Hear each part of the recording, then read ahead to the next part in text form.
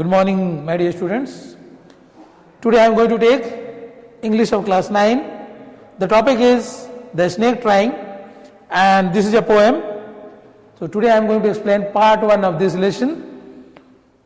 And this poem is written by W. Ross, and this is a very beautiful poem. So my dear students, I welcome you once again to this digital platform of learning. Let's continue the lesson.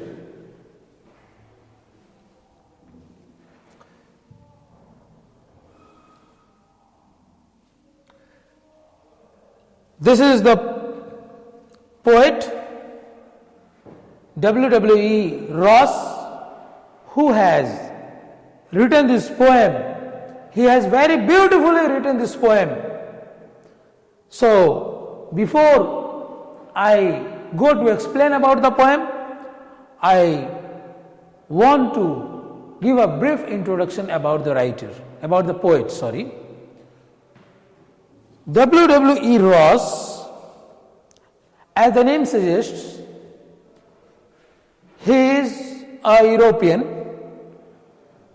W. Ross was born on 14 June 1894 in Peterborough, Ontario in Canada. So Ontario is in Canada and Peterborough is in Ontario. So he was born to Ralph and Ella Louise Ross, nee Wrighton. So W. Ross is a very prolific writer as well as a poet, जिनका जन्म 14 जून 1894 में पीटरबोरो में हुआ था, जो कि Ontario में है.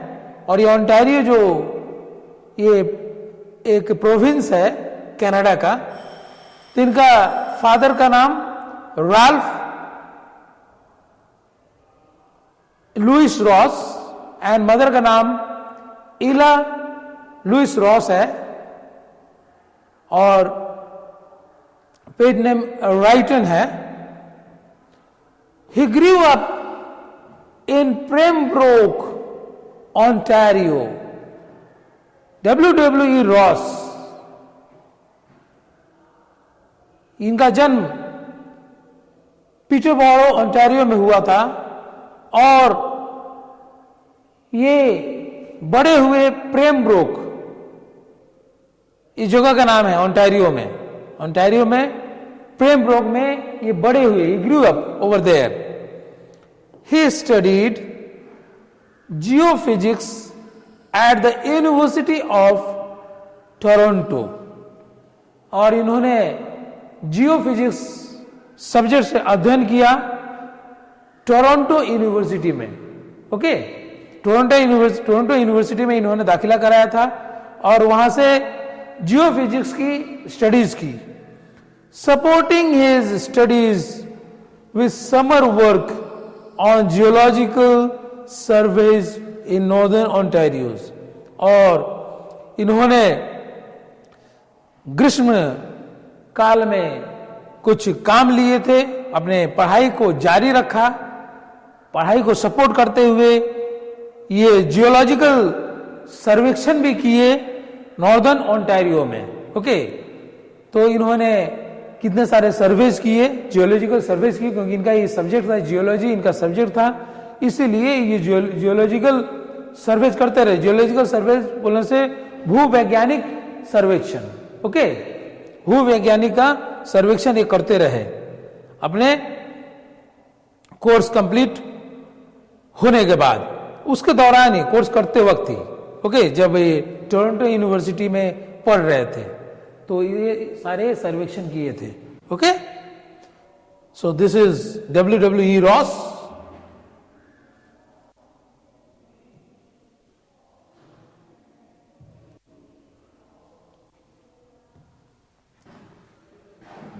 Ross served with the Canadian Expeditionary Force in World War I.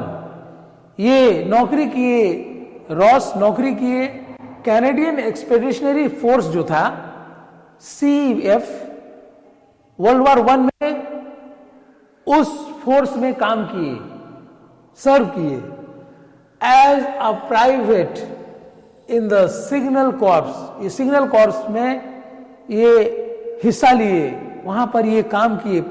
हाँ, एक प्राइवेट इंडिविजुअल के रूप में वो काम किए। ओके, माने गुप्त रूप से काम किए as a private. On his return he worked until his retirement as a geophysicist at the Dominion Magnetic Observatory at Agincourt, Ontario, now part of Toronto. और जब इस फोर्स में, कैनेडियन एक्सपेडिशनरी फोर्स में काफी दिन काम किए और वहां से रिटायर होने के बाद, वहां से जब वापस आए, वहां से उस जॉब से को छोड़ने के बाद वो जियोफिजिसिस्ट के रूप में काम किए टिल रिटायरमेंट। रिटायरमेंट होने तक, रिटायरमेंट की अवधि तक उन्होंने एज ए जियोफिजिस्ट काम किए, जियोफिजिसिस्ट काम किए। कहां पर, कौन सा संस्था में काम किए? At the Dominion Magnetic Observatory at Agincourt.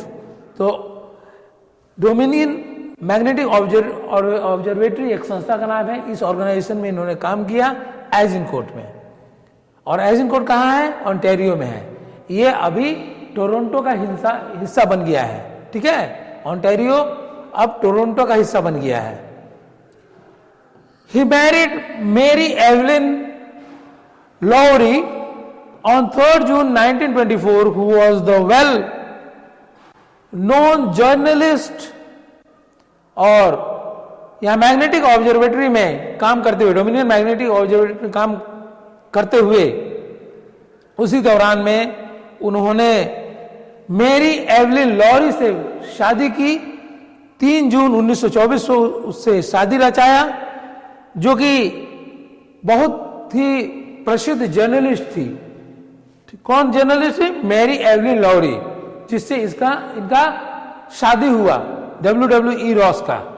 तो एक बहुत बड़ी, बहुत ही विख्यात जर्नलिस्ट थी उस समय। दे हैड 2 चिल्ड्रन, मेरी लॉरेटो एंड नैन्सी हेलन। और WWE रॉस को शादी के बाद इनके 2 बच्चे हुए। एक का नाम था मेरी लॉरेटो और दूसरे का नाम था नैन्सी हेलन। तो दोनों लड़कियां हुई, दोनों बच्ची का नाम मेरी लॉरेटो और नैन्सी हेलन था, इनके बच्चे का नाम WWE रॉस के। ओके, इनके दोनों बच्चियों का नाम, लड़कियों का नाम। Okay, now I will move on to the next slide. Now, I am going to give a brief introduction about the poem. This is the picture of the snake, okay, which we are going to explain, which we are going to study right now, okay. In the poem, the poet says that the snake tries to escape from being hit by the stick held by a person who is trying to kill it. इस कविता में बहुत ही सुंदर तरीके से कवि ने वर्णन किया है उस सांप के बारे में, जो कि सांप अपने आप को, अपने जान को बचाना चाहता है। जब कोई एक व्यक्ति उसको लाठी से या लकड़ी से उसको एक्सक्यूज मी मारना चाहता है, तो ये जो सांप है किस प्रकार एक्सक्यूज मी किस प्रकार अपने आप को बचाने का प्रयास करता है। The poet wants to say that all snakes are not harmful. और कवि इस कविता के माध्यम से हमें संदेश देना चाहते हैं कि सभी जो सांप होते हैं, सभी जो सर्प होते हैं, वो विषैले नहीं होते हैं, नुकसानदायक नहीं होते हैं। सभी सांप नुकसान नहीं करते हैं। ठीक है, तो किस प्रकार से स्नेक उस आदमी से बचना चाहता है जो आदमी उसको लाठी से मार रहा है, उस आदमी से अपने आप को स्नेक बचाना चाहता है। और इधर उधर भागने की कोशिश करता है और झाड़ियों में छिपने की कोशिश करता है जिससे कि उसकी जान बच जाए।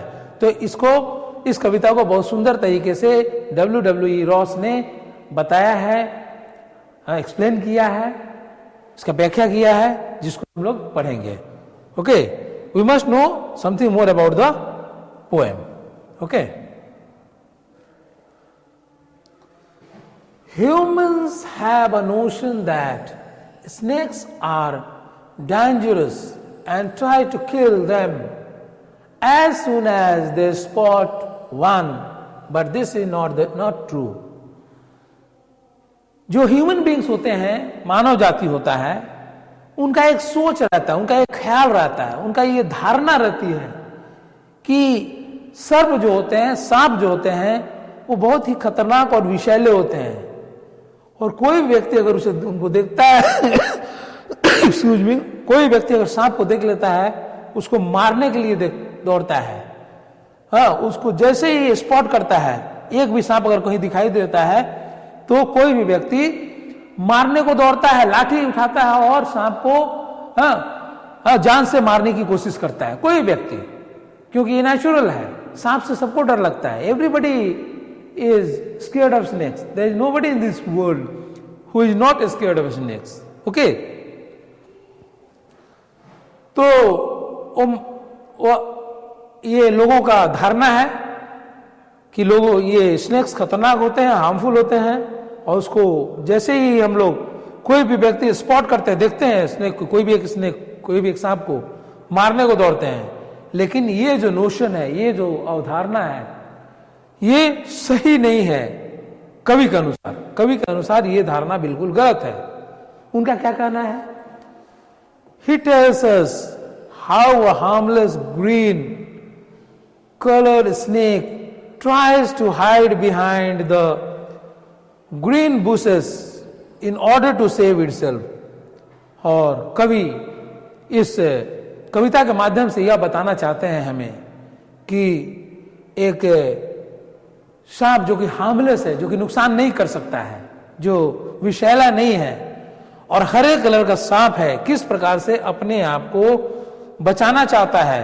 और इसलिए अपने आप को बचाने के लिए वो हरे भरे जो झाड़ियां हैं उसके पीछे छिप जाना चाहता है, उसके झाड़ियों में छिपने की कोशिश करता है ये सांप, अपने आप को बचाने के लिए, अपनी जान बचाने के लिए।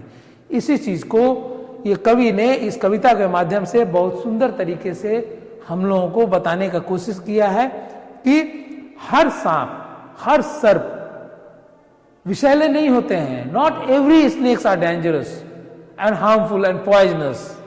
Okay, so we must not kill snacks.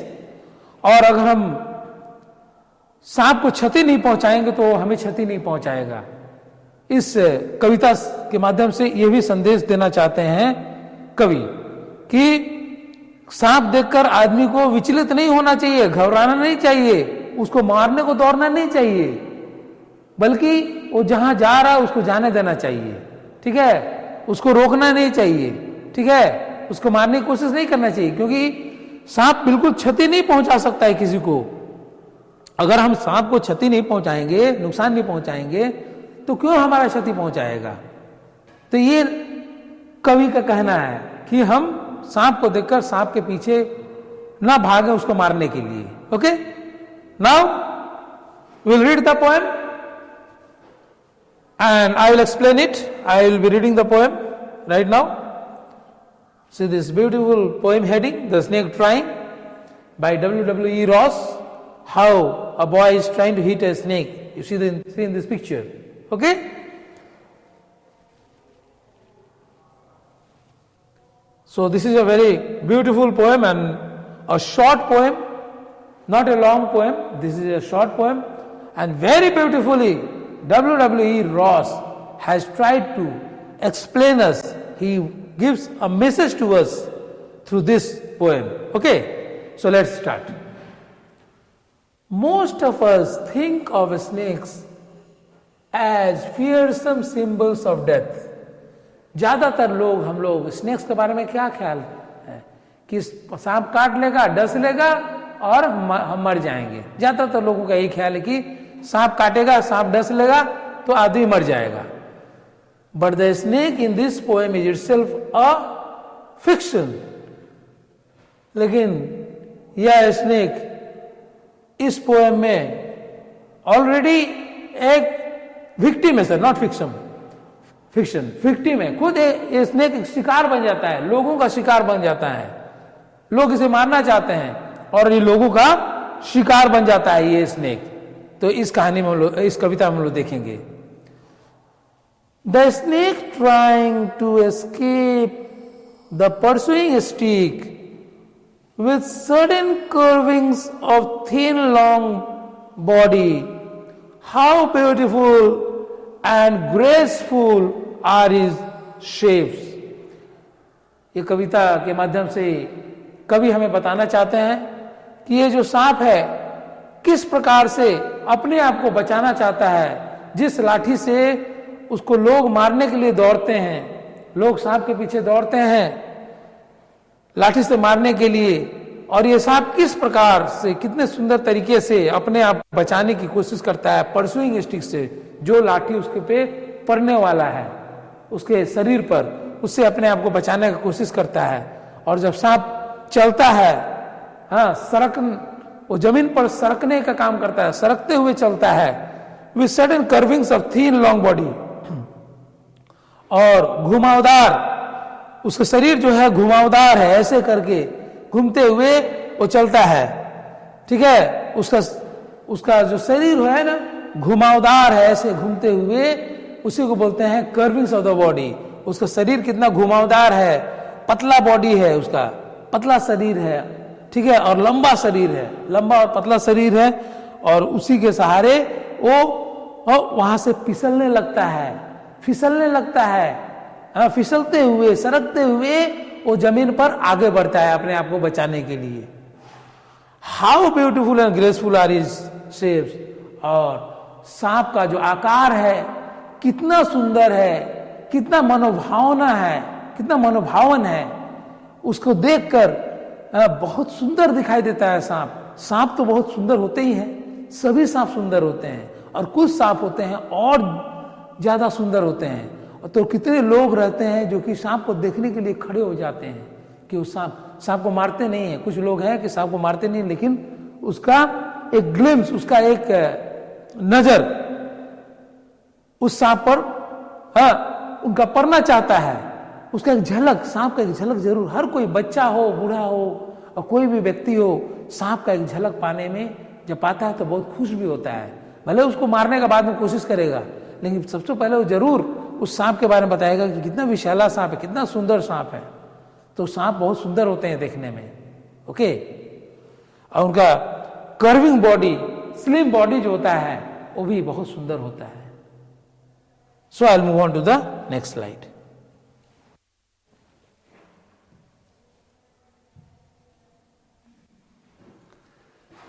He glides through the water away from the stroke। उसको जब स्ट्रोक का मतलब जब उसे मार पड़ती है, लाठी की मार पड़ती है, तो वो क्या करता है, वो उस जमीन के रास्ते से हट जाता है, भाग जाता है। उसको लाठी की जब मार पड़ती है तो अपने आप को बचा लेता है, और बचाकर किधर जाता है, पानी के तरफ, जहां पानी रहता है। ठीक है, जहां पानी रहता है, कहीं गड्ढा गुड्डी होता है, कोई डिच रहता है, तो उसमें पानी रहता है, तो पानी की तरफ वो सरक जाता है, अपने आप को सरका लेता है अपने आप को बचाने के लिए। Oh let him go over the water in the reeds to hide without hurt. और कवि कहते हैं कि क्या जरूरत है सांप को मारने का, क्या जरूरत है सांप को मारने का, उसको पानी होकर, पानी में घुसकर वो जाना चाहता है, उसे जाने दिया जाए। वहां से वो रीड्स में जाना चाहता है। रीड्स का मतलब होता है लंबे लंबे घास वाला जगह जो होता है, लंबे लंबे घास वाला क्षेत्र को बोलते हैं रीड्स। एक लंबे पौधे होते हैं जो कि घास के जैसे होते हैं, उसको रीड्स बोलते हैं।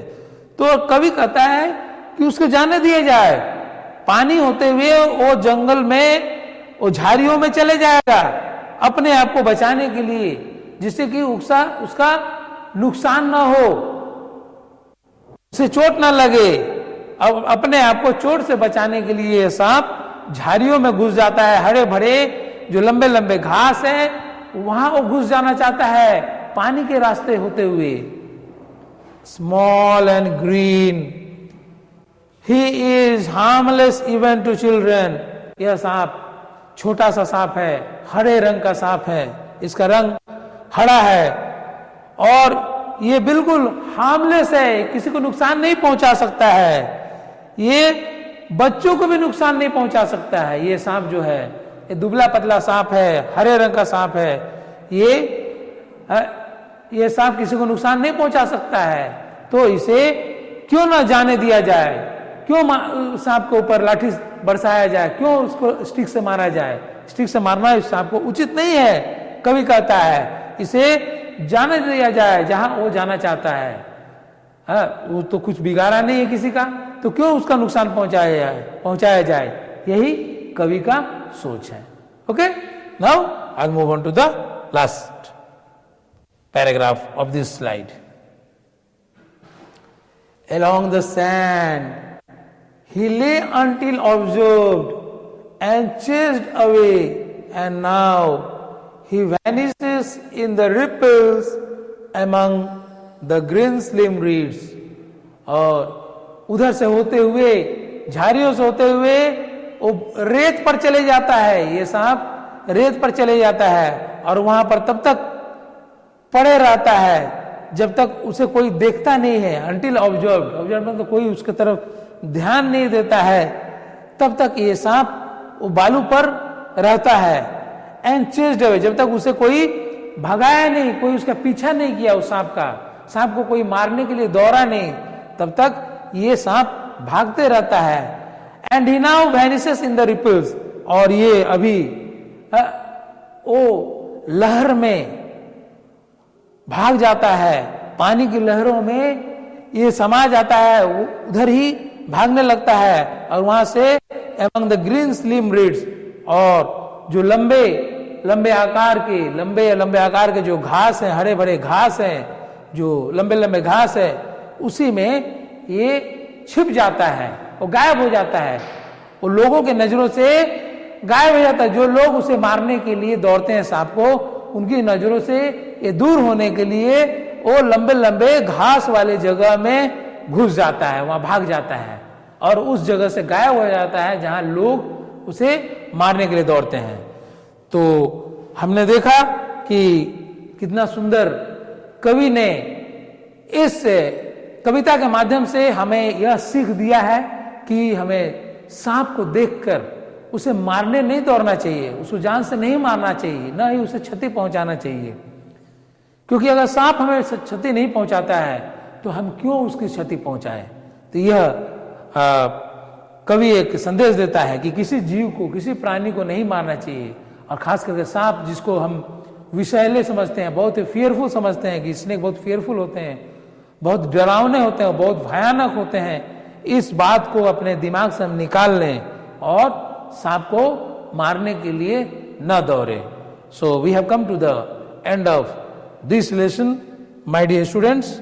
सो I will come with the multiple choice questions of this lesson in the next class. Thank you.